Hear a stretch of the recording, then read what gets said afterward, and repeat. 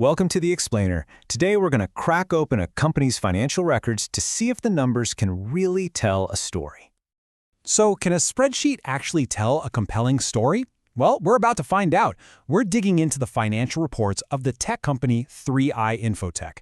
We're going to look at the last 5 years and see what kind of journey these numbers paint for us. Okay, so here's our game plan. We'll quickly crack the financial code, take a look back at 2019, then zoom forward to 2024. After that, we'll put it all together and figure out what the story is. All right, first things first. To really get what's going on, we've got to be on the same page with a few key terms. Let's do a super quick rundown. Okay, revenue from operations. Super simple. This is basically all the money a company makes from its main business, selling its stuff. It's the big number at the top, before any expenses get taken out. Right, and then you have profit before tax. So after you take that big revenue number and subtract all the costs of running the business, salaries, rent, you name it, this is what's left over. It gives you a really clean look at how healthy the company's actual operations are. And one last thing, we're going to be looking at what are called standalone reports. That just means we're looking at the parent company itself, not all its little subsidiaries. Why? Because it gives us a really clean apples-to-apples comparison over the years. No extra noise. Okay, with that out of the way, let's hop in our time machine and set the dial for 2019. We need to see where this whole story begins. So back in the quarter ending September 2019, 3i Infotech pulled in about 810 million Indian rupees in revenue. That's our starting number, our baseline. Of course, it costs money to make money, right? During that same time, their total expenses, everything it took to keep the lights on, came out to around 655 million rupees.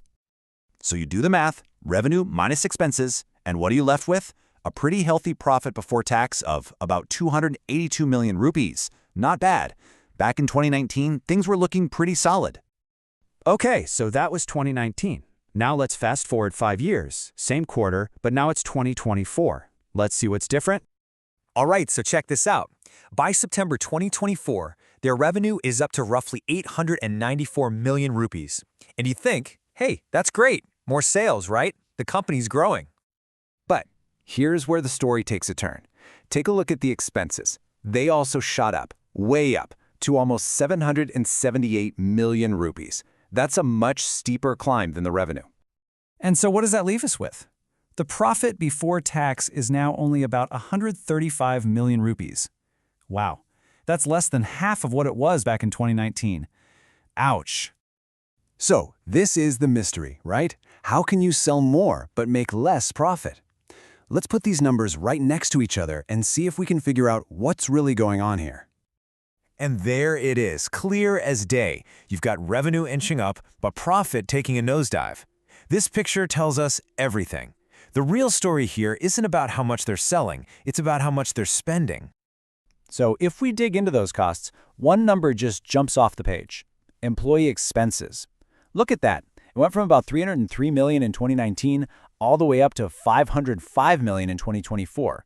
That's more than a 65% increase. This right here is a massive piece of the puzzle. Now, while all this was happening with the money, something else was changing inside the company. They used to report on different business segments, like IT and transaction services, but then they switched to just reporting one single segment. This kind of hints that they were trying to streamline things, to simplify and focus their business, which makes a lot of sense when you see those costs spiraling. Okay, so let's zoom out. We've seen the revenue, the costs, the shift in structure. What's the big takeaway here? What does this all mean? Basically, we're seeing a classic story play out. Growing your sales is one thing, but if your costs grow even faster, you've got a problem. And that's exactly what happened. Those employee costs, in particular, really ate into their profits. So even while they were trying to simplify the business, the financial pressure was mounting. It's a perfect example of how getting bigger isn't always better for the bottom line. So there you have it. The numbers really do tell a story, don't they? One of growth, but also of huge cost pressures and big strategic changes. And it leaves us with the big question. What happens next? Where is this story headed? That's the real cliffhanger.